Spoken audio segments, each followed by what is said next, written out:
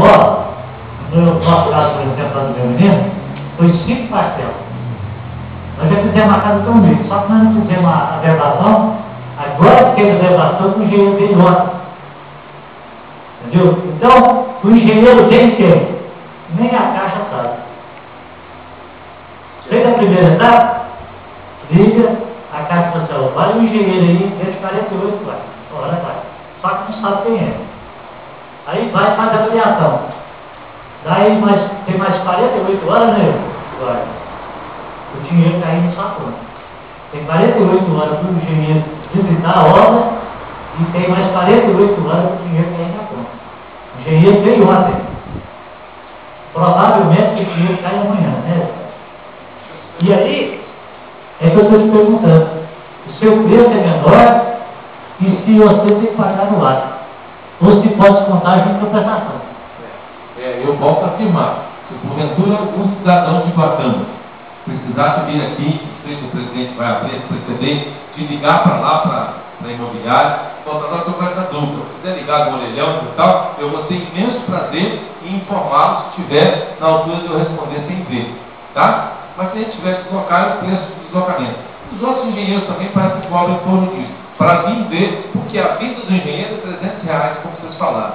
Isso não é a Caixa que coloca, não. Isso é a Convenção dos Grupos de Engenheiros, é convencionário de preço, e quem paga, quem acaba, porque isso dá uma tranquilidade muito grande para o sistema.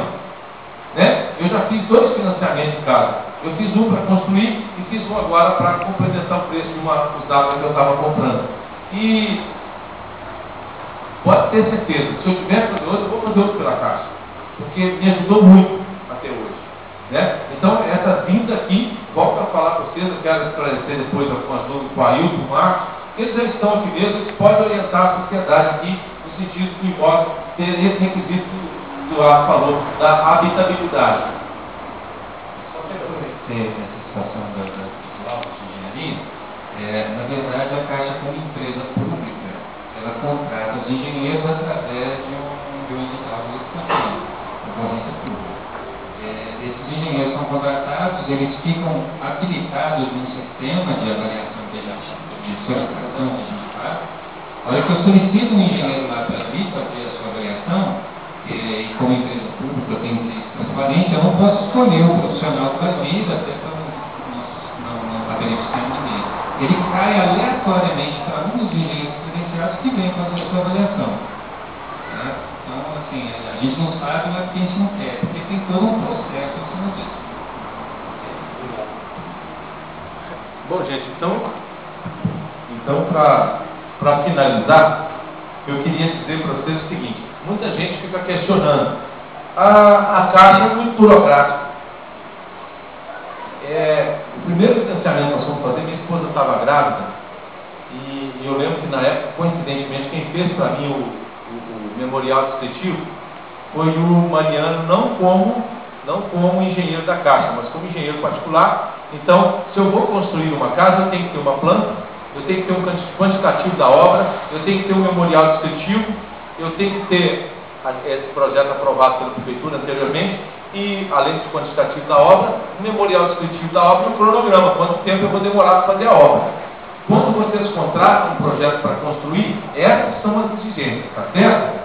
Então, veja bem, muita gente clama desse prazo, a Caixa demora, é muito burocrática. Na verdade, nós dependemos muito mais de quem está levando os documentos para a gente do que da própria Caixa. Porque o que acontece?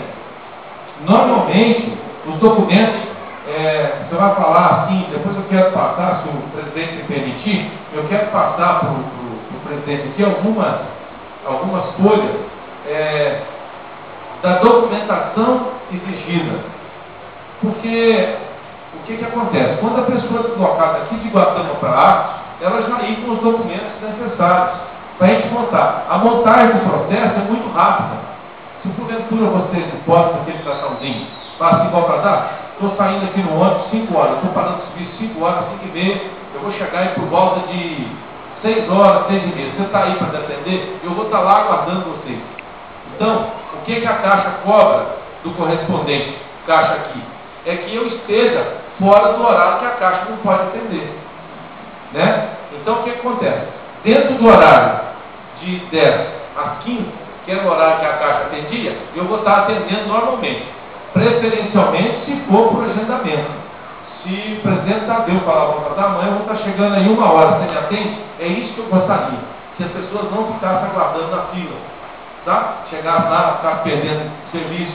Vou atrasar sábado, eu não tenho jeito, meio de semana não tem jeito. Você me atende no sábado, eu vou estar lá para receber você, tá? E tem que receber e tratar bem. Eu estava comentando com o Eduardo, o gerente, quando essa parceria foi me passada, eu tenho certeza absoluta que o prefeito primeiro da Caixa é que eu atenda melhor que ele. Porque se fosse atender igual, estaria na Caixa mesmo.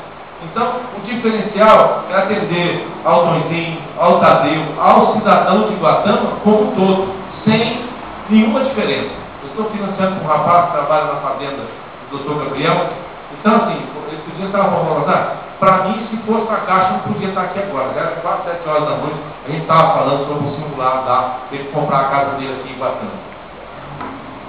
Então, essa questão do horário especial, né? E, na verdade, essa parceria, ela tem também outro objetivo, que é encurtar o caminho, né, do cidadão que não tem a casa, poder adquirir sua casa própria, é encurtar esse caminho, né? A senhora me perguntou, Antônia, se a renda informal, eu tenho como comprovar? É claro que tem, né? Se é trabalhador, o governo quer atender o trabalhador. E o desejo da Caixa é que esse trabalhador seja cliente da Caixa. Se ele é um profissional autônomo, se ele tem o seu salão, se ele ofere lucros, se ele tem lucro da ordem aí de R$ 1.200, R$ 1.500, que ele seja cliente da Caixa, que aproveita não só os financiamentos, que aqui tem a incumbência da carteira imobiliária, mas outros serviços que a Caixa pode oferecer para você.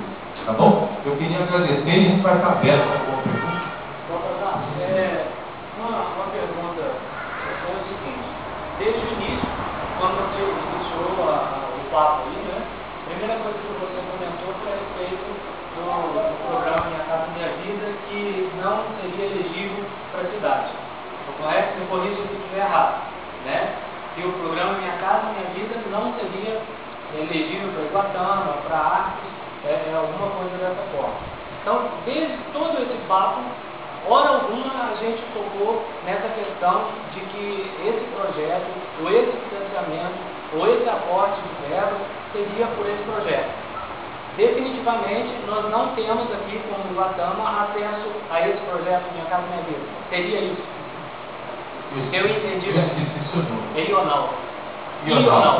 Ronaldo, veja bem, o gerente colocou logo no início do nosso debate que o Minha Casa Minha Vida é um título de um programa do governo federal, um programa ambicioso que, inclusive, são metas apertadíssimas.